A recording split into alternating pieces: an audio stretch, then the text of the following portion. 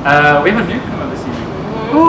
So, I want to hear a loud applause. Please, can you put your hands together for Aaron?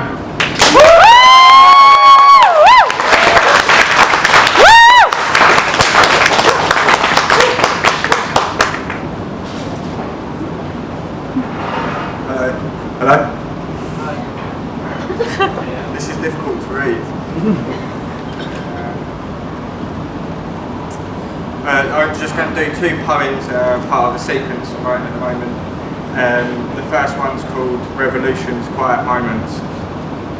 1. The alarm bleeps and vibrates from across the room as I roll out in a half-conscious daze, silence the typhoon, which sparked walkers lucidly about my mind, sailing for Lisbon with motion on deck and myself in a cabin, flooded, cascading bright letters arranged across and down a silken torn sonnet peripheral, lost, out at sea, the thunderclap and howl, release a sigh, blissful, I find the pen and scrawl unreadable symbols, I, still far from awake, scratch black ink below my lover's breast, sketch rough and rest my dry face into the pillows.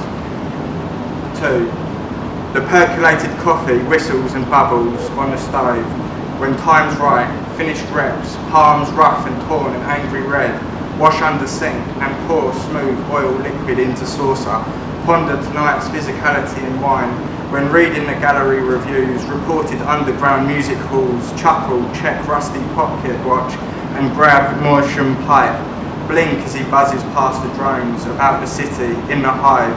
Daffodils sway blind as the backdrop of a chipped stone cottage, retired and rested after wars won via acts of revolt, sex on top and office table trash.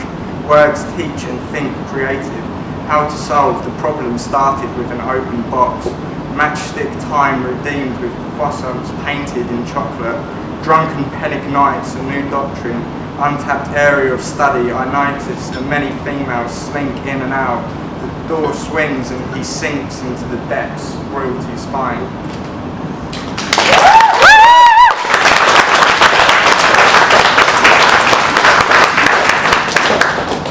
This one's called Self-Realization. I hesitantly tiptoed toward my reflection to see the apparent change. Everyone reacted with a gasp. Tight curly locks had been gently shaved, ringlets bounced on the floor. The first time a convict confronts you, look at somebody externally. Happened one afternoon. A child wearing coarse dungarees and a soft cotton top, occupied momentarily with a bar of fair trade chocolate, unaware of the cogs turning, moving into position, the human condition, hands clasped either side of your face, soon experienced in a sour smile.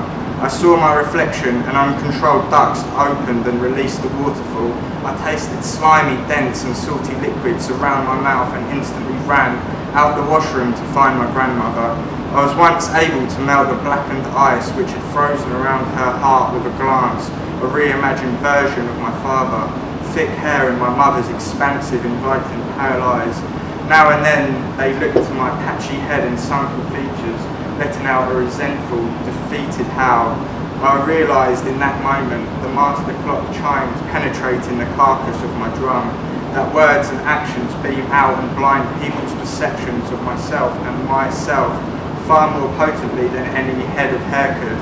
I first conceived I.